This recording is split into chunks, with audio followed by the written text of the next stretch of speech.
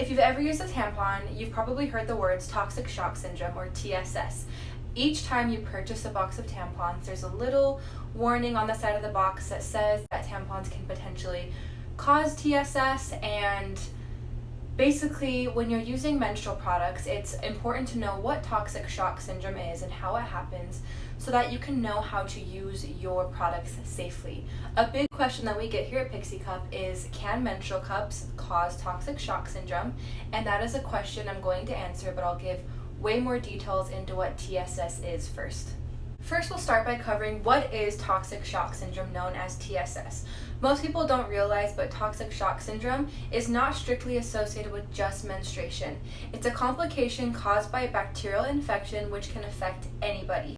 WebMD says TSS can happen to men and women who have been exposed to staph bacteria while recovering from surgery, a burn, an open wound, or the use of a prosthetic device. TSS is a medical emergency that can lead to death if not treated, but if you catch the signs early on, it can be treated. The hard thing is the symptoms of TSS do mimic a flu, so it is important, if you're feeling any symptoms of any kind, to contact medical care right away. Now you might be wondering what causes TSS. TSS is caused by an overgrowth of staph bacteria. There is some staph bacteria found naturally occurring in the vagina, along with other naturally occurring bacteria, so this typically doesn't cause an infection. In order for that bacteria to cause an infection, two things need to happen. First, the bacteria need an environment that allows them to grow rapidly, and second, that bacteria then needs to enter the bloodstream. Menstrual fluid is an environment where rapid bacteria growth can occur. If tampons are left in too long, that can be a breeding ground for the staph bacteria. So it's very, very important to not leave any menstrual products in longer than the recommended amount of time.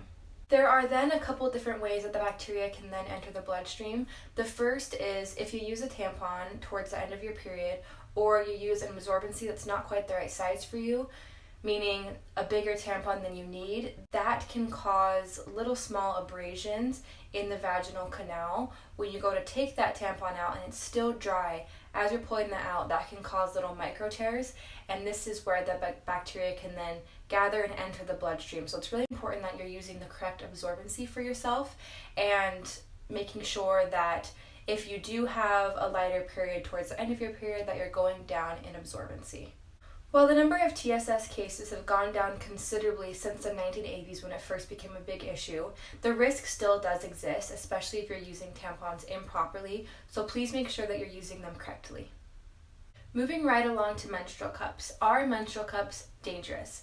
Every once in a while there's a new article that pops up that claims that menstrual cups can cause TSS or are otherwise unsafe. However, there is research that shows that menstrual cups are safe when used properly, and a comprehensive review of 43 different menstrual cup studies found that not only did menstrual cups leak less than pads or tampons, but they also posed no increased health risks and no negative impact on vaginal bacteria.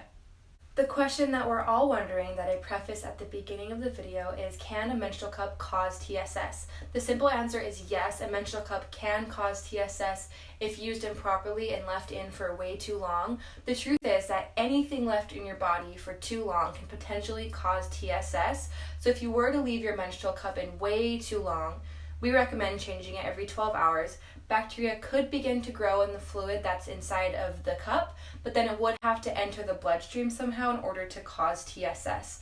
So, however, in order for this to happen, you have to leave your cup in for a very, very long time.